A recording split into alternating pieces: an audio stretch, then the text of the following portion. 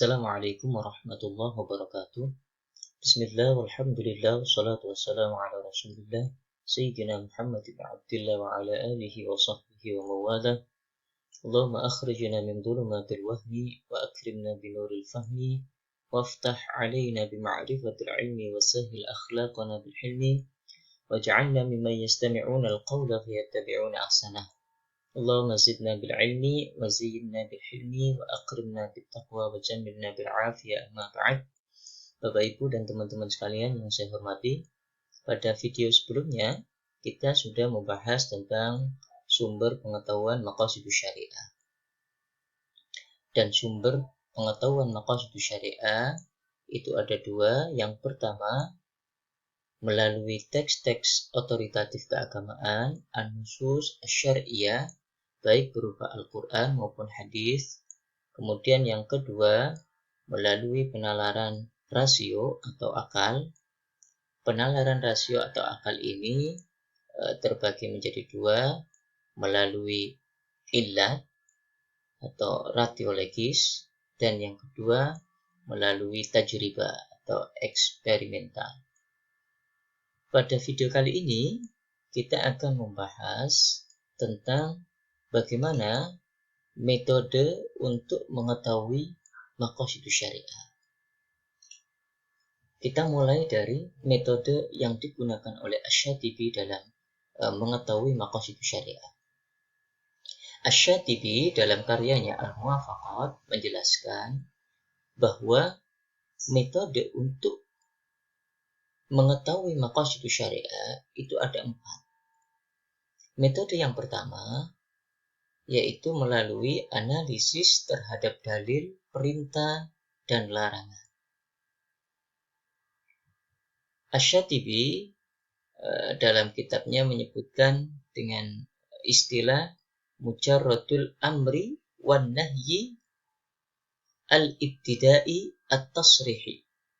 Apa maksudnya? Ketika Allah Subhanahu wa taala perintahkan suatu perbuatan atau melarang suatu perbuatan, maka tujuan daripada syariat itu sendiri yaitu terlaksananya perbuatan itu.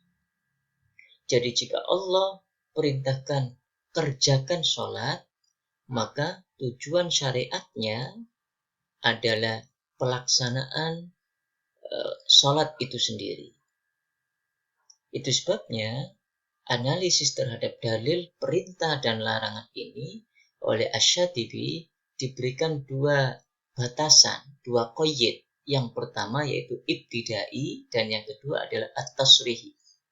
Apa maksudnya? Al-ibtidai maksudnya adalah perintah dan larangan yang bersumber dari dalil itu harus bersifat ibtidai, harus bersifat permulaan dan perintah yang utama. Saya beri contoh. Misalnya di dalam Al-Quran ada ayat yang menunjukkan idza nudiya lis-sholati min yaumil jumu'ati fas'au ila dzikrillahi wa dzarul bai'. Redaksi fas'au ila dzikrillah, fas'au dan bersegeralah untuk mendatangi panggilan sholat Jumat. Maka perintah fas'au di situ, ya, fas'au di situ menunjukkan perintah yang bersifat ibtidai.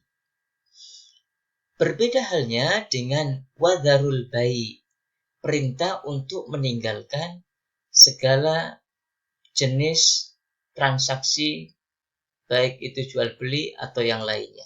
Wadharul bai'. Sama-sama perintah, tetapi perintah fas'au ila dzikrillah itu disebut sebagai perintah ibtidai, perintah yang utama, yang pokok. Kemudian wadharul bai', perintah untuk meninggalkan jual beli itu adalah perintah yang sifatnya pendukung, bukan yang utama. Sehingga dalam konteks ini, maka analisis dalil, perintah dan larangan itu harus bersifat ibtidai dan tasrihi. Yaitu contohnya fas'au ila dzikrillah, bukan wa darul bai'. Itu yang pertama. Yang kedua, metode yang digunakan oleh Asy-Syatibi untuk mengetahui maqasid adalah dengan menganalisis illat dalil perintah dan larangan. Dalam dalil perintah dan larangan, ketika di dalamnya dijumpai illat, maka di sanalah sesungguhnya kita bisa mengetahui maqasidnya. Itu sebabnya Asy-Syatibi, dalam bahasa Syatibi disebut i'tibar ilalul amri wan nahyi. Jadi memperhitungkan illat larangan maupun perintah. Nah, di situ kita bisa mengetahui bahwa yang diinginkan atau yang dimaksud oleh syari' oleh Allah adalah illat itu sendiri. Ini yang kedua. Yang ketiga, Asy-Syatibi menggunakan metode i'tibar maqasid tabaiyah. Apa maksudnya? I'tibar maqasid tabaiyah ini merupakan bagian yang tidak terpisah dari maqasid asliyah. Kita tahu bahwa dalam setiap perintah maupun larangan, di sana ada dua hal. Yang pertama maqasid asliyah dan maqasid tabaiyah. Saya beri contoh misalnya, dalam hukum nikah itu terkandung dua hal. Yang pertama maqasid asliyah, yaitu at-tanasul, ya, untuk mendapatkan keturunan, ya. Yang kedua maqasid tabaiyah. Maqasid tabaiyah ini banyak, bisa hidup harmonis dalam keluarga, bisa sifatnya memenuhi kebutuhan biologis dan seterusnya. Nah, dengan mengetahui beberapa maqasid tabaiyah itu menjadi penguat, ya, pendukung, ya, bahwa maqasid asliyah itu betul-betul nyata, sehingga maqasid asliyah itu didukung oleh maqasid tabaiyah. At-tanasul, mendapatkan keturunan, itu tidak bisa tercapai tanpa adanya maqasid tabaiyah, yaitu hubungan biologis antara suami istri. Ya. Jadi hubungan badan suami istri itu menjadi maqasid tabaiyah dalam rangka untuk tercapainya maqasid asasiyah atau maqasid pokok, maqasid asliyah, yaitu at-tanasul, untuk mendapatkan keturunan. Ini yang ketiga. Yang keempat, Asy-Syatibi juga menggunakan metode dalam mengetahui maqasid syariah itu melalui sukutus syari'. Apa maksudnya sukutus syari'? Sukutus syari' itu berarti diamnya syari'. Syari' Allah dalam hal ini tidak memberikan penjelasan, ya, kevakuman, kekosongan hukum yang oleh syari' ditinggalkan itu menunjukkan bahwa di sana ada maqasid. Misal, jam'ul Al-Quran, jam'ul mushaf, atau mengumpulkan mushaf, mengumpulkan ayat-ayat Al-Quran menjadi satu mushaf, itu di dalam di dalam Al-Quran tidak ada perintah, larangan maupun perintahnya. Sehingga kemudian jam'ul mushaf itu dianggap sebagai kekosongan di dalam hukum. Apakah mengumpulkan Al-Quran itu menjadi satu mushaf itu diperintah atau tidak, itu tidak ada. Tidak ada anjuran, tidak ada larangan. Tetapi di sana ada kemaslahatan. Yang kemaslahatan itu kemudian menjadi dasar dalam upaya untuk tercapainya sebuah maqasid, bahwa maqasidnya adalah untuk kelestarian Al-Quran itu sendiri. Kita tahu bahwa jam'ul Quran itu dilakukan setelah terjadinya perang, yang mana perang itu menelan korban para hufat, Sehingga mau tidak mau dalam rangka untuk melestarikan Al-Quran dengan cara mengumpulkan Al-Quran sehingga Al-Quran tetap lestari. Karena dikhawatirkan tanpa adanya pengumpulan Al-Quran, maka Al-Quran bisa punah. Karena pada masa itu Al-Quran dilestarikan hanya dengan cara dihafalkan. Itu sebabnya maka upaya untuk mengumpulkan Al-Quran dalam rangka untuk melestarikan Al-Quran itu sendiri. Sehingga sukutu syari, sukutu syari, diamnya syariat untuk tidak adanya perintah ataupun larangan mengumpulkan Al-Quran, itu di dalamnya justru ada tujuan syariat. Tujuan syariat yaitu tujuan untuk melestarikan, sehingga kemudian ulama berijtihad, sahabat berijtihad untuk melakukan pengumpulan terhadap Al-Quran menjadi satu mushaf. Nah, ini 4 metode yang dilakukan oleh Asy-Syatibi dalam mengetahui maqasidus syariah. Kita beralih kepada metode yang digunakan oleh Ibnu Asyur. Ibnu Asyur menjelaskan dalam kitabnya Maqasidus Syariah Islamiyah bahwa untuk mengetahui maqasid itu ada 3 cara, ada 3 metode. Yang pertama yaitu menggunakan metode al-istiqra atau penelitian induktif.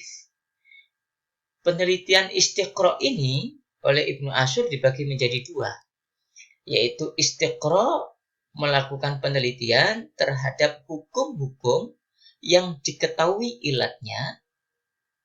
Yang kedua, meneliti terhadap dalil hukum yang di dalamnya terkandung ilat.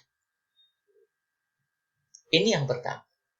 Jadi Ibnu Asyur melalui metode istiqra ini dalam rangka untuk mengetahui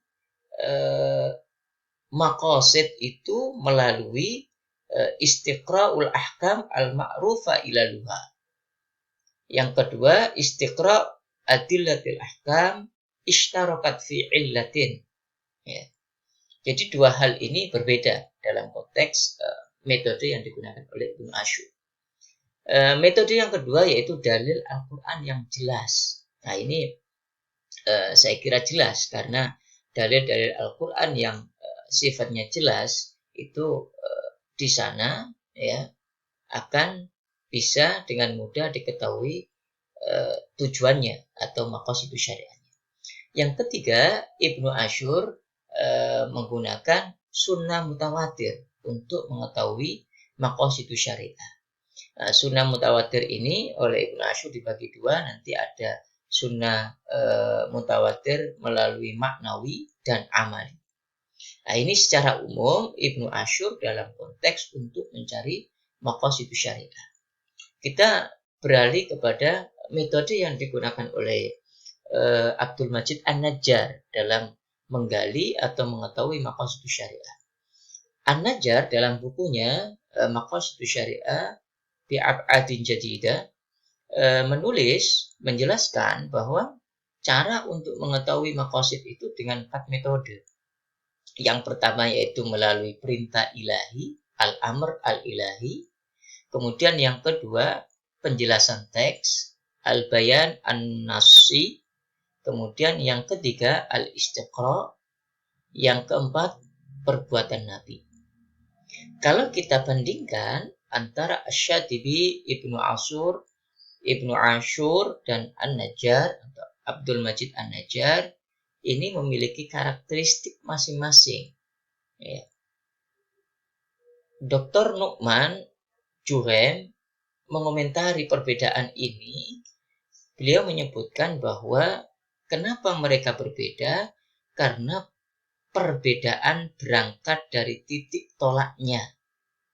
Kalau Asy-Syatibi menggunakan 4 metode itu karena fokus kepada metode penggalian kepada maqasid khitab syar'i atau seperti yang saya jelaskan di video sebelumnya bahwa maqasid al-khitab asy-syar'i itu berbeda dengan maqasid al-ahkam asy-syar'iyyah.